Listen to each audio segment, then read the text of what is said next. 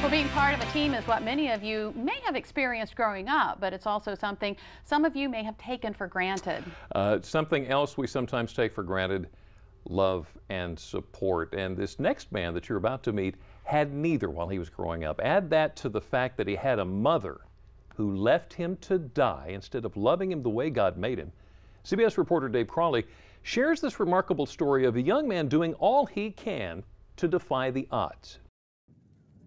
It takes strong legs to play soccer, or so it would seem. There you go, E-man. Hey, this is going to be tough for you. But JV goalie Emmanuel Hilton has no legs at all. A year ago, the high school junior was in an orphanage in the African nation of Congo. Hey, remember, lean forward, down. Okay, squeeze your pecs together. That's massive pecs. Squeeze them together and go down. Okay, no, not back, forward. Oh, forward. Forward a little bit. Coach Brian Vitale is amazed each day by the kid they call E-Man. He inspires so many guys. He inspires me to come out and do my job better. And, you know, the guys see him moving and they pick up their intensity. And he's completely exceeded our expectations. The fact he's still alive exceeds expectations. I was born with no legs, and then my mom, she couldn't take care about me, and she threw me away. She didn't like me because I was a handicap, and then she threw me in the middle of the night in the road, and then she on the middle of the road, like when the car passed, so somebody can hit me and I can die. He was rescued by a woman who took him to the orphanage. Years later, Michelle Hilton and her husband, a Methodist pastor, saw his smiling face in a photograph. They decided to adopt. So I just thought, this kid just needs a chance. You know, what could happen if we just, step out in faith and just give him a chance? And so we did, and it's good. It's not that hard. He's allowed to kick with his arm, but that's the only break he gets. Though he's loved by his teammates, nobody coddles him on the field of play. When it comes to scoring goals, they just let it rip. He wasn't sure teammates would accept him, but they like me, be happy every day, so I'm feel comfortable to be on the team. Patrolling goal with the E-Man, I'm Dave Crawley.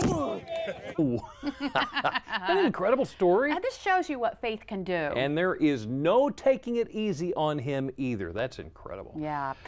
Now, this next guy that we're about to show you, he has both legs. It's what he does with them in his arms that's getting national attention. Everyone is flipping out over Luke Sterling's flip throw. It was pretty spectacular. Spectacular, yes, but surprising, no. Every time he takes one of those throws, there's a good chance it could go in the back of the net. This time, Luke wasn't even sure it would reach the net. Actually, I thought it was going to go over and out of bounds. Luke actually scored 2 goals the same way in high school. He says practice makes perfect. Yeah, well, as I grew up, I started throwing it farther and farther. But I know I've been doing it for probably 8 years now. His goal has already gone viral. It's been featured on ESPN and Fox Sports 1. I mean, it's been fun. Just enjoying the moment while it lasts.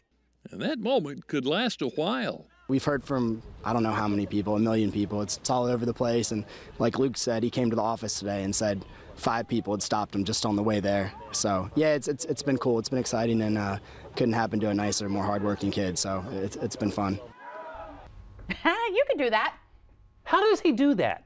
Practice, Jimmy. Lots and lots of practice. Well, somebody else who had a lot of practice back in the 80s, this guy, Marty McFly there on the left. Today is the day Marty went forward to in the blockbuster movie, and we're going to see what, if anything, predicted actually came true. And what better way to do that than in a DeLorean? Our Sean Stryker gets in the passenger seat to set some things straight. But first, we've teamed up with Sussex County Federal Credit Union to help you make better sense of your money. Here's Chris with this week's tip. On behalf of Sussex County Federal Credit Union, I'm Chris Phillips with this week's Dollars and Cents tip. Did you know that real estate appraisals are required on a property whenever it's financed, whether you're buying a new home or refinancing an existing home? As part of the home loan process, a licensed appraiser is sent to assess the fair market value of the property.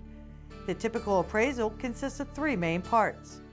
First, the inspection. A licensed appraiser comes to inspect the home and its amenities. Second, comparables.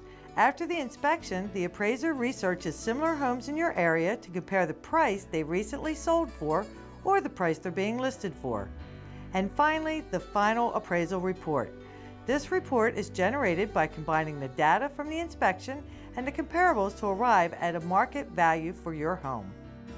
Many financial institutions that provide home loans, like Sussex County Federal Credit Union, deal with the preferred appraisers that have a solid reputation and long-term experience in the industry. Together, we can achieve more.